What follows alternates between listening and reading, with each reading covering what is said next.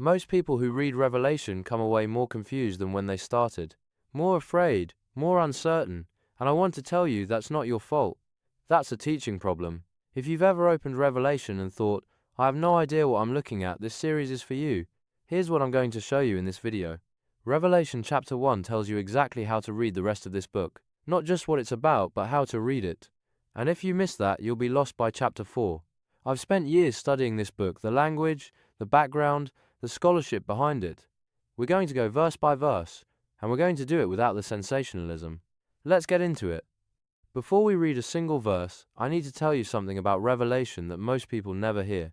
This book was written to real people, 7 specific churches, 1st century, Roman Empire, people who were watching their neighbors get killed for following Jesus, people who were under pressure every single day just for carrying his name. John didn't write this as a puzzle for 21st century Christians to decode. He wrote it as a lifeline to people in crisis, people who needed to know that God was still on the throne, even when Rome looked unstoppable. That context changes everything about how you read this book, and it starts right here in chapter 1, Revelation 1-1. The revelation of Jesus Christ, which God gave him to show to his servants the things that must soon take place. He made it known by sending his angel to his servant John. That word made it known in the Greek. It's the word from which we get the idea of signs and symbols. God didn't just send a message. He sent it in the language of symbol and image. That's not my interpretation. That's in the text. Right there, verse 1. And here's the thing that I need you to hear, because this is the argument people always make. They say you have to read Revelation literally. And I want to say yes. Let's do that. Let's read it literally. Because when you read it literally, John literally tells you in verse 1 that God communicated this through signs and symbols. If you want to be a literal reader of Revelation, you have to honor what the text literally says about how it was written. And what it says is, this is symbolic communication. That's not liberal scholarship. That's chapter 1, verse 1. Now look at verse 3. Blessed is the one who reads aloud the words of this prophecy, and blessed are those who hear it and take to heart what is written in it, because the time is near. The time is near. Not 2,000 years from now. Near. John says it twice in the first 3 verses. Hold on to that. Verses 4 and 5. Grace and peace to you. Grace and peace. Before any vision, any warning, any seal or trumpet or bowl, grace and peace. You know who else opens letters that way? Paul. Every single letter, grace and peace. John is setting the emotional key of this entire book before he writes another word. This is not a book of terror, it's a book of grace. Whatever frightens you in the chapters ahead, that's the foundation it was built on. And look at who this grace comes from, him who is, and who was, and who is to come, the Eternal One. Then verse 5, from Jesus Christ, the faithful witness, the firstborn from the dead, the ruler of the kings of the earth. Ruler of the kings of the earth. Caesar thought that was him. Rome looked like it was running the world. And John opens this letter by saying no. There is already a king.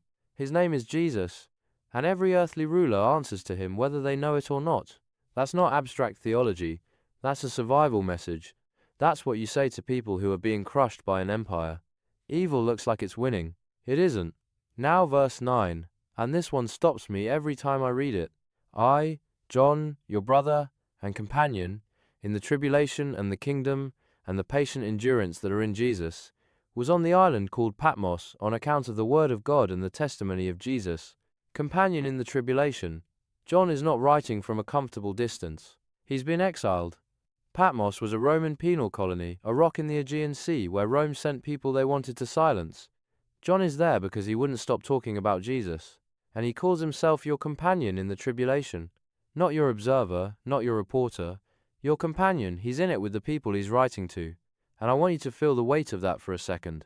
Because what John is about to show these churches, all of it comes from a man sitting in exile on a Roman island, who still believes that Jesus is the ruler of the kings of the earth. That's not naivety. That's faith that has been tested and held. Evil is winning, or it looks like it. Rome is winning, the emperor is winning. Christians are dying. And John writes, grace and peace to you from the one who holds all authority. That's the message. That's what Revelation is doing. Now here's where the vision comes in. Verses 12 through 16.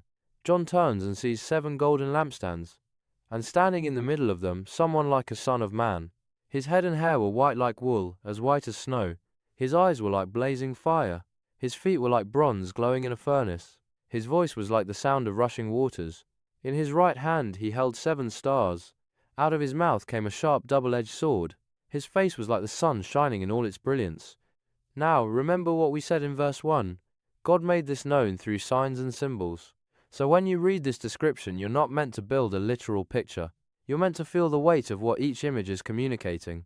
White hair, ancient, eternal, wisdom that predates creation itself. Eyes of fire, nothing is hidden from him, nothing is missed. Complete moral clarity, he sees everything exactly as it is. Voice like rushing waters. You don't argue with that. You don't negotiate. It overwhelms everything else in the room. A sword from his mouth. His word has edge. His word has power. His word cuts through every claim and every throne that sets itself up against him. Face like the sun at full strength. You can't look directly at it. The glory is too much. This is not the gentle Jesus of a children's picture Bible. This is the exalted, reigning, glorified Christ. And John's response tells you everything. Verse 17. When I saw him, I fell at his feet as though dead. That's the right response. Not because Jesus is terrifying in the way a monster is terrifying, but because when you come face to face with the full reality of who he is, there's nothing left in you. John has walked with Jesus. John leaned on Jesus at the Last Supper, and when he sees the glorified Christ, he hits the ground. But here's what I love most about this moment. Jesus doesn't leave him there. He placed his right hand on me and said, "Do not be afraid. I am the first and the last. I am the living one. I was dead, and now look, I am alive forever and ever, and I hold the keys of death and Hades. Don't be afraid." The first words out of the mouth of the glorified Christ to a man flattened by his glory, don't be afraid. I was dead, I'm alive, I hold the keys. The one thing that held humanity hostage, death, Jesus walked out of the grave and took the keys with him. He's not locked out. He's the warden, and that means death does not have the final word in this book, or in your life. So here's what chapter 1 gives you, and this is how you read everything that comes after. 1 Revelation is about Jesus. The title says so. Not end-time speculation, not political prophecy, the revelation of Jesus Christ. 2. It was written in the language of symbol. God literally told you that in verse 1.